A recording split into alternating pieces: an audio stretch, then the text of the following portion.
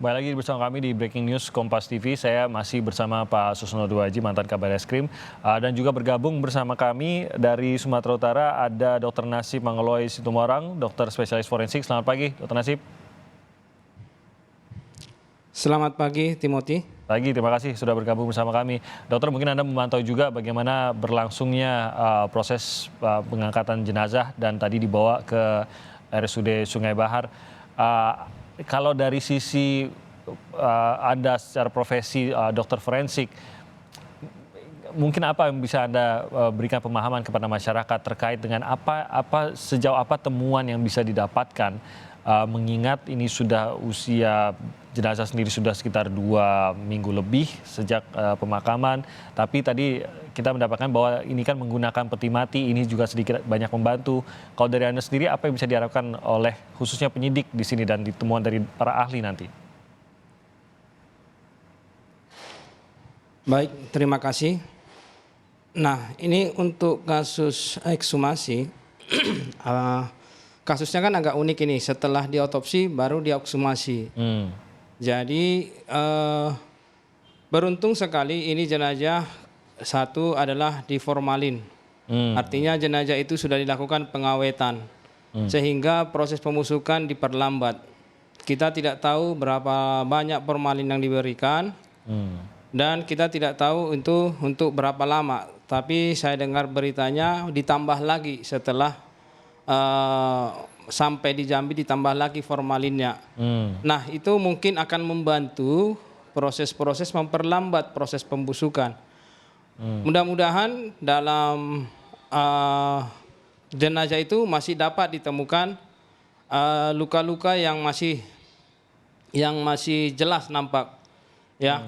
Tapi pada prinsipnya memang kalau ekshumasi itu yang paling dibutuhkan adalah, karena ini agak rumit nantinya, maka perlu ketelitian para ahli yang akan melakukan pemeriksaan ini.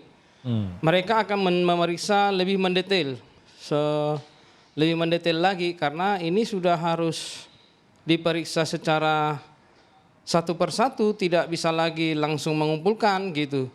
Jadi dia harus lebih spesifik lagi, satu persatu dinilai, apakah organnya nanti dinilai satu persatu, terus apakah ada jaringan yang mau dikirimkan ke dokter ahli patologi anatomi atau pemeriksaan penunjang yang lain. Jaringan ini maka boleh diambil untuk pemeriksaan lanjutan. Pada prinsipnya adalah semua pemeriksaan yang dilakukan secara makros, bila dibutuhkan pemeriksaan penunjang, maka ahli forensik harus melakukan itu. Supaya tegak diagnosa mereka apa penyebab kematian dari kasus ini. Dr. Nasib, sebenarnya apakah memang otopsi kedua memang selalu akan lebih rumit dibandingkan dengan otopsi pertama? Ya, pasti lebih rumit karena otopsi yang pertama kan jenazah masih fresh, organnya masih fresh. Jadi yang mau kita lihat di situ masih nampak organnya dan masih nampak hubungan antara luka itu dengan benda yang kena. Benda yang kena itu dengan organnya ataupun dengan bagian tubuh mana yang dikenakan, itu masih nampak kita dengan jelas dan hubungannya masih bisa kita ikuti. Contoh, kalau luka tembak, alurnya tembak itu kemana, arahnya kemana, sudutnya. Kalau dia masih baru, kan kita bisa masih mengikuti arah proyektilnya kemana. Kalau ini 5 peluru, yang mana yang mematikan, arahnya yang mana, peluru yang ini kemana, peluru yang satu, yang kedua kemana, itu kalau fresh nampak. Tapi kalau sudah diautopsi dia pertama, diautopsi kedua, maka kita kan bisa jadi organ itu tidak tersusun rapi lagi di dalam tubuhnya, sehingga kita untuk mencari alur dari proyektil itu akan lebih rumit. Jadi bukan dikatakan tidak bisa, tapi jadi rumit nantinya untuk mengikuti alur dari proyektil yang dimasukkan itu. Sehingga akan lebih sulit, maka lebih diperlukan ketelitian dan kehati-hatian tim yang melakukan otopsi ulang ini. Butuh waktu yang lebih lama juga, otomatis begitu ya, Dr. Nasib ya. Anda sendiri, Dr. Nasib, apakah pernah melangsungkan otopsi ulang dan bukan hanya otopsi pertama saja, dan mungkin ada perbandingan gitu berapa lama kalau dibandingkan dengan otopsi yang biasa dilakukan, yaitu otopsi satu gitu dibandingkan dengan otopsi ulang. Ya, kita di Medan ini belum pernah melakukan otopsi ulang, termasuk otopsi pada kasus yang sudah diotopsi. Tapi kita pernah melakukan ekshumasi.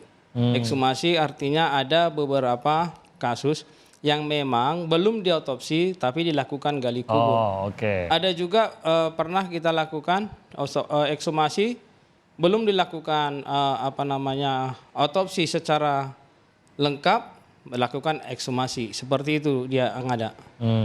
Ekshumasi berarti belum pernah diotopsi, tapi akhirnya harus dikeluarkan lagi dari makam lalu dilakukan otopsi. Ini memang kasusnya unik, sudah pernah diotopsi, dimakamkan, lalu diekshumasi, dikeluarkan dari makam lagi untuk diotopsi ulang.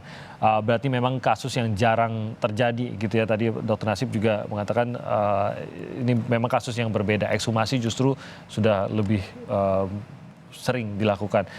Ini sebelum Pak Susno meninggalkan kita juga di Breaking News Kompas TV, saya ingin tahu Pak Susno, lagi-lagi kita menanti hasil profesional ya dari kinerja para ahli ini dan hasil secara saintifik dari otopsi kedua ini.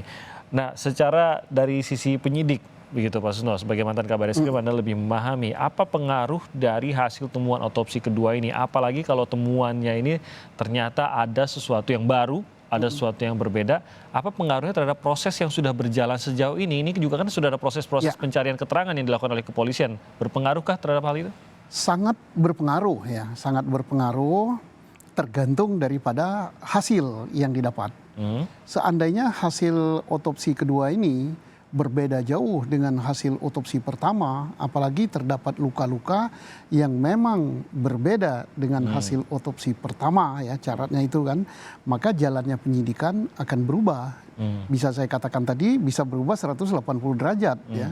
Dan juga kasusnya pun bisa berubah karena kan kemarin sudah ada prarekonstruksi dan sebagainya. Nah, prarekonstruksi itu bisa saja nantinya ya berubah gitu, berubah sesuai atau dengan tidak dipakai. Tidak dipakai bahkan. Ya, tidak dipakai. Tapi kalau nggak salah kemarin prarekonstruksinya kasus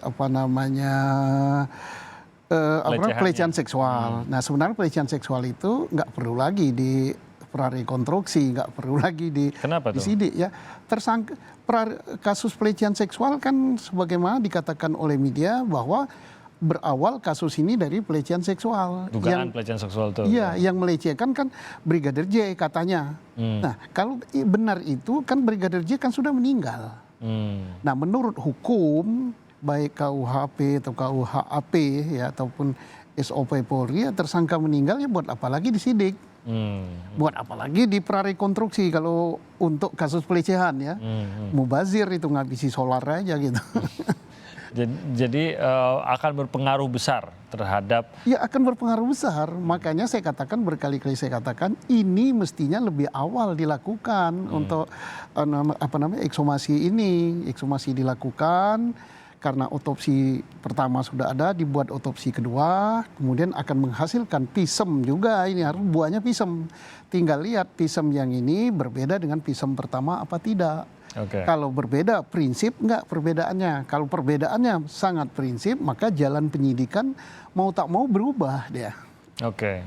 Nanti kita akan pantau terus, tentu saja. Dan terima kasih Pak Susno sudah memberikan beberapa informasi dan insight lah kepada kami mengenai bagaimana kita harus melihat juga perkembangan dari kasus ini, terutama dari sisi penyidik. Dan tentu saja penyidik juga menginginkan hasil tercepat, tapi lagi-lagi kita serahkan pada para ahli yang akan menanganinya.